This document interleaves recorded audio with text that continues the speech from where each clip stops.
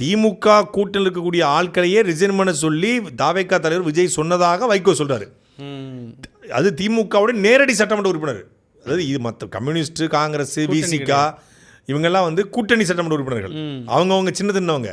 கடைநல்லூரும் சீர்காழியும் அதிமுகனா கூட 2 பேரும் உதயசூரியனுடைய திமுகவுடைய அஃபீஷியல் சட்டமன்ற உறுப்பினர்கள்.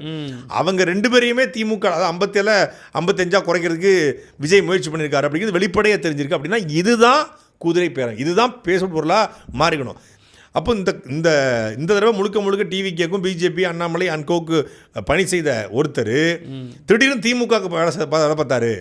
திமுக கிட்ட வந்து செந்தில் பாலாஜியும் அசோக் குமாரும் வந்து அவர்கிட்ட வந்து பேரம் பேச சொல்லி பேசினாங்க அப்படின்னு சொல்கிறது வந்து இது எதையோ ஒன்று திசை திருப்பதற்காக, எதையோ ஒன்றை மடைமாட்டுவதற்காக, ஒரு வைகோட ஸ்டேட்மெண்ட்டை மடைமாட்டுவதற்காக, இந்த குதிரை பேரத்தை மடைமாட்டுவதற்காக, சோஃபா மாடலுங்கிற இந்த விமர்சனத்தை மடைமாட்டுங்க. பார்த்தீங்களா, எங்களை குதிரை பேரம் சொன்னாங்க, இவங்க எங்கள் ஆலையை தூக்க பார்த்துருக்காங்க அப்படின்னு சொல்லி பாலை தூக்கி அவங்க கோட்டுக்குள்ளே போடுறதுக்கான முயற்சி தான் இதாக பார்க்குறேன் நான்.